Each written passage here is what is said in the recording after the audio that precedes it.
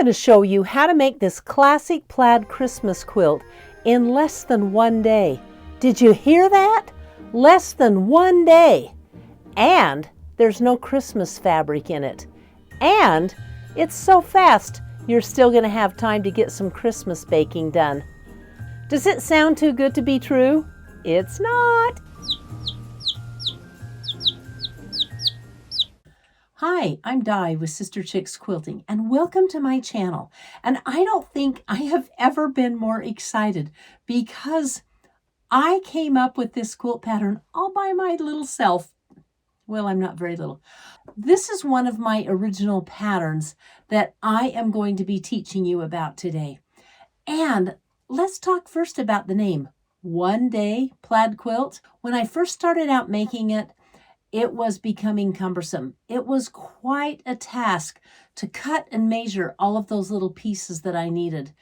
And as I started to sew it, eureka, it hit me. I figured out a way to do this super duper fast. And that's what I'm going to teach you, is the super duper fast way. All right, the pattern. When you print off the pattern and read it, you probably only need to read it once, maybe twice through. Then you can start cutting.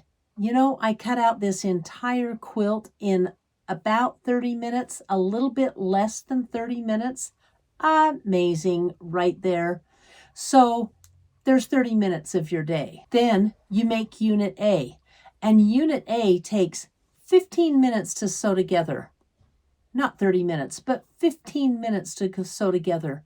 You cut up Unit A and you prepare the horizontal slices, things like this, from the strips you've already cut. Sew a block together and that's another 30 minutes. So if I'm not mistaken, 9 blocks times 30 minutes is 4.5 hours, plus 30 minutes to cut them, and 15 minutes. I'm stuck. I'm doing quilt math online. So let's talk about the time. 30 minutes for each block times 9 is 4.5 hours. To cut the pattern out is a half hour. So there you have 5 hours. So if you're going to add cutting the blocks, that's 5 hours. Then to sew all of the Unit A's together and cut them, that's 15 minutes a piece. Times 9, 7 hours. Yep. This quilt, start to finish, 7 hours. I don't know about you, but I have 24 hours in my day. And there's plenty of time left over in the day to do extra Christmas tasks. I wanted a fast Christmas quilt because I have a quilt ladder in my living room now, and I wanted more than one Christmas quilt on it. So that's how I came up with this quilt. And yeah, I'll show you pictures of that. Now I'd like to talk about color, because my quilt is red and green and gold with a little bit of yellow in it. I love those Christmas colors. They're in the darks, the mediums, and the lights, which you all know how to choose. But let's talk about the background. I didn't want white background.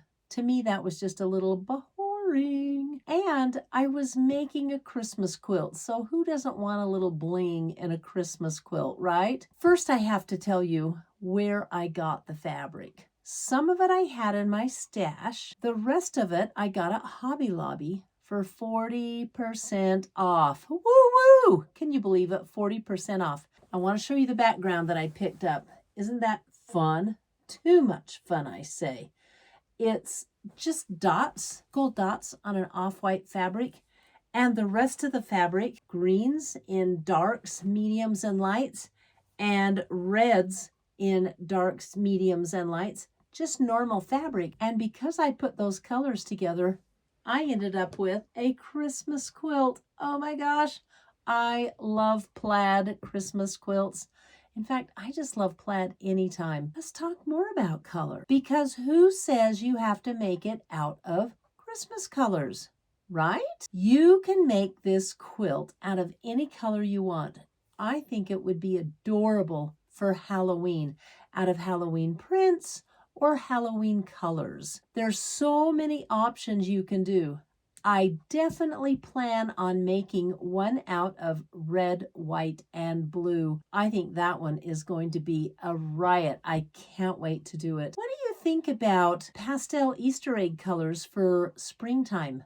That would be so cute. Just stinking cute. I thought of something that I bet you didn't think of that I want to share with you. I got down my blue fat quarter baskets. I thought, wouldn't a monotone quilt be boss groovy in this pattern? I think it would rock the house. Look what I came up with. That would be an incredible plaid quilt. And if you wanted to stick with the blue theme, what about this for the little strip of gold, the little accent strip? You could do that, or you could still put in a little strip of gold or yellow. It would be great. So I also plan on doing a monotone blue quilt. I think that will be just the coolest. Now that I've talked you to death on color and told you about the fantastic sale I got, why don't we get started making this quilt? This literally is the easiest quilt to cut out. You just cut out strips.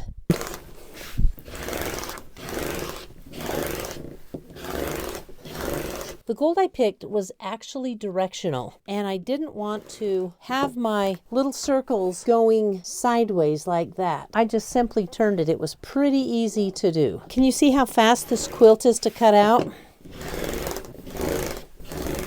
You are going to end up with a nice pile of scraps for your scrap pile. That's kind of fun. The first thing you do is you put your strips together in this order, press it good, and then you want to square it up. To square it up, I lay this end on a line and then square the top off like so.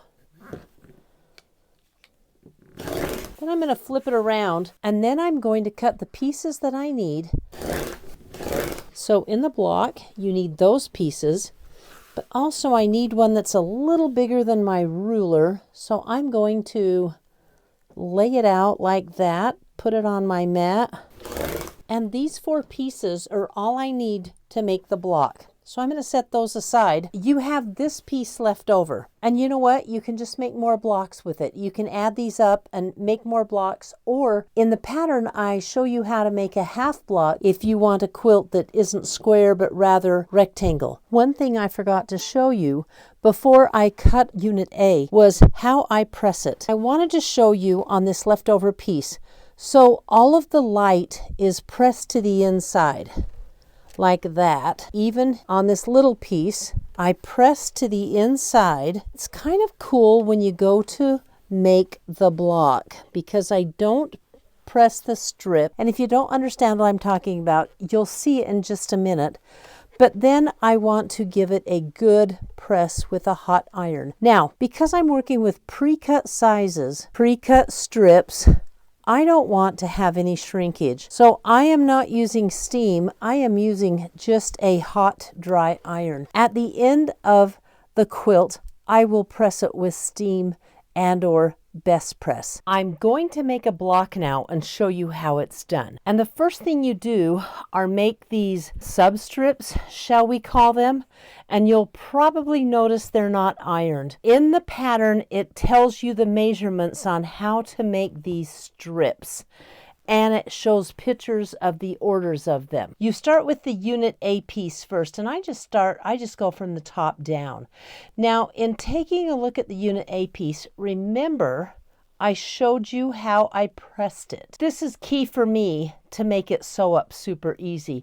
So, and again, I pressed it with all the white seams facing inward. I'm going to put it this way, and this is the next piece that goes on. And again, notice it's not pressed, and this is why, because I'm going to lay it down, making sure I have it in order, and then flip the seam. Now, this seam is already turned in, so I'm able to nest it. And when you nest your seams, they're so much more accurate. With this quilt, you want the accuracy in matching your seams because these plaids are going to be one continuous line. So I sew those together, and then the rest of them, you may want to pop a pin in at the end like so, or you may not want to. You also may want to pop a pin in where it matches, not just for the sake of popping a pin in. There we go. And then take it to the machine and sew it up. Again, I'm using a scant 1/4 inch seam.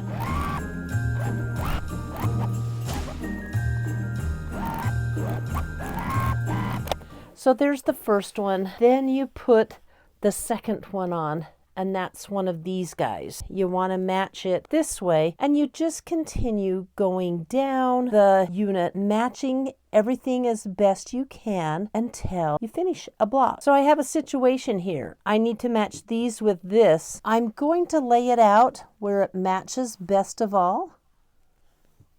And there it is, because these pieces are pretty accurately cut. And then I want to match this seam here with this edge seam here.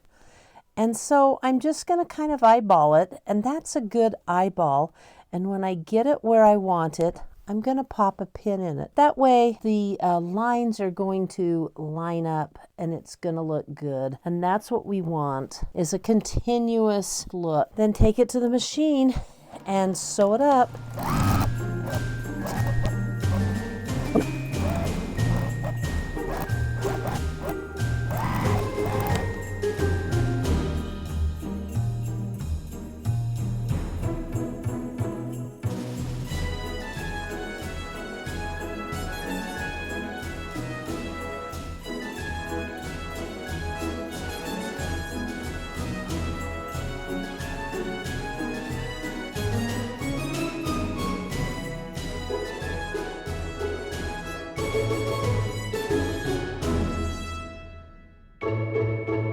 I have the block all finished, and when I press it, I don't necessarily press all the white seams open, the light or the background. What I do is give them a good press down so it will stay. I just press them the way it wants to go. And the reason I do that is because it's going to lay flatter and look nicer. There we go. Cute block.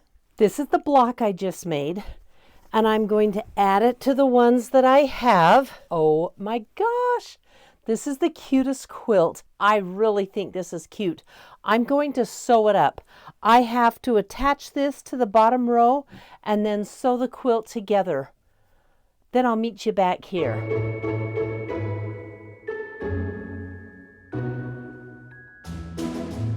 I'm so excited for this ta-da, because it was the fastest ta-da I've done in a really, really long time.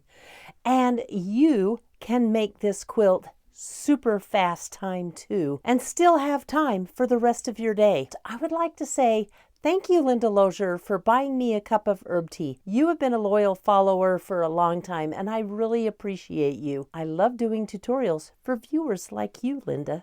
Then Ann Sittard, thank you for the 5 cups of herb tea. That was so kind of you. I appreciate it. And you're right. We do live pretty close together. If you ever get to Idaho, you ought to come in April and go to my retreat. That would be a blast. Now, it's okay to not use low volume and to feel like you might be a little old-fashioned. That is just fine. The quilting world is broad. And there's so many ideas, just as many ideas as there are people out there. Nobody's is wrong. And to me, it's like a museum. There's so many exciting things to see by so many creators. So keep creating, Ann. And April Dahlberg, thanks for the cup of herb tea. And you say your favorite videos are those that I do with April. Well, guess what? I have an early Christmas present for you then, because in a few days, there's going to be a new collab up on with April and I. We're doing a Christmas quilt. I can't wait to share it with you. So until then, stay watching, everybody, and thank you for watching through the busy Christmas season. I appreciate it. You know what I'm going to do now? I'm going to go make some of my orange chocolate cookie bars because I have time. This quilt was so fast. Thanks for watching. See you soon. Bye.